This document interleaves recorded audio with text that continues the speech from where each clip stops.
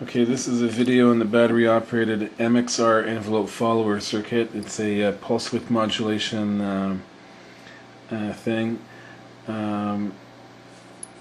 First thing, that the secret to making this circuit work really well is by altering the bias to the CMOS chips. Now, the resistor that normally brings in power, I've lifted, and on the other side have replaced by a trimmer. I'm using a 10K here, but it could be 5K or 2K, I guess. Right now it's set for 230 ohms, which is really low. That resistance sets the operating voltage of the CMOS chips, of all chips, and they at the same time sets the current that those stages will consume, seeing that they're operated in analog mode. At the moment, that gives me a total current draw of 8 milliamps, which is a bit on the high side, but that's where I've got it set for now. This is what happens when we vary the bias resistor on what effect it has on the clock. So as the voltage drops, as we increase the resistance, the clock slows down, and as we bring it back up, it goes to a maximum frequency of about 50 kilohertz. I find that I get the most quack or most low end from the filter when it's set higher rather than lower. I like to set it at 5.5 volts. Now, as you do this, the current flowing through the chips is also going to increase because of the way they're biased, and the bias responds to the voltage. Right now the whole circuit is pulling about 8 milliamps, which is as far as I'm willing to let it go. But at this bias level, I'm getting a very good sound out of the filter anyway.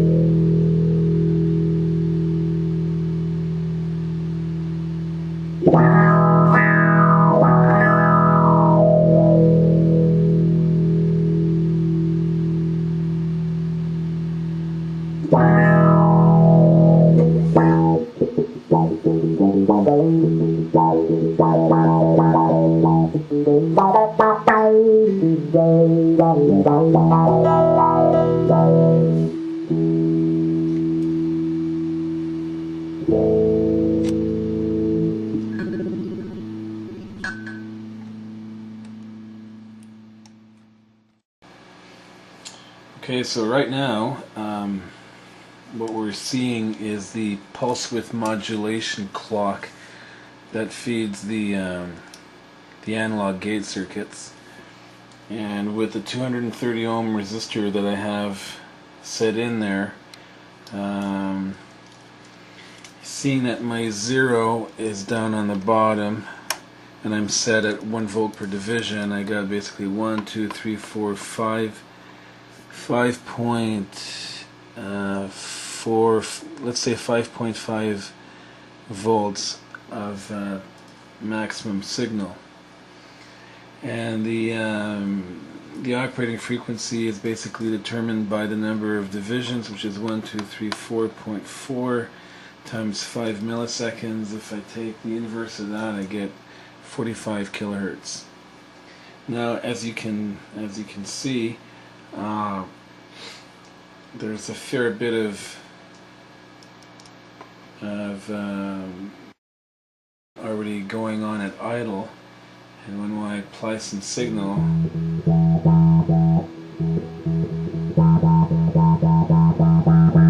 can see how we can hear how the filter responds to the amount of pulse width that we're getting. Now, if I slam the string, okay, if I adjust it so that I can do that.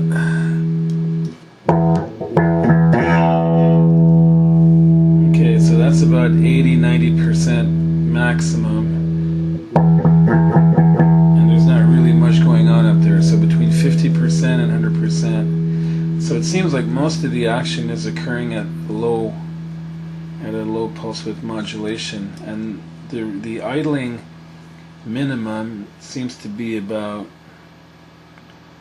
I've got over 0.2 division over 4.4, 2 over 4, so 1/20 seconds. So that's about 5%, just over 5 or 6%.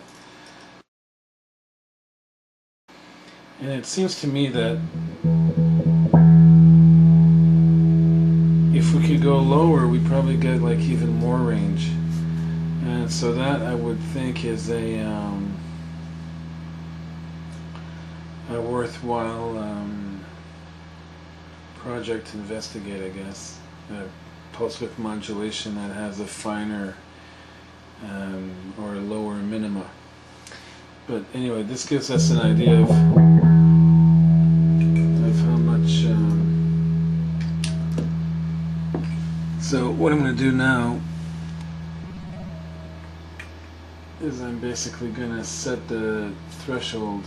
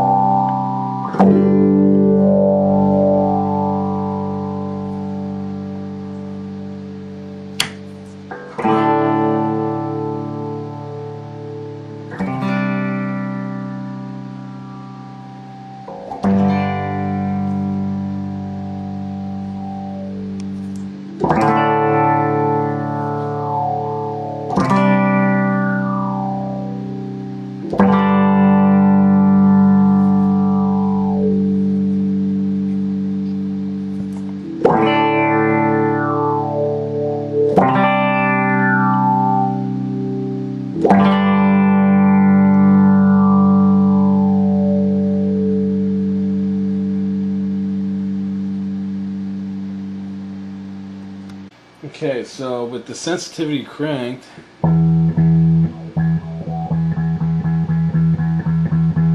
it's not hard to go above 50% with little effort. But most of the usable range seems to be in the low, like between 5 and 20%.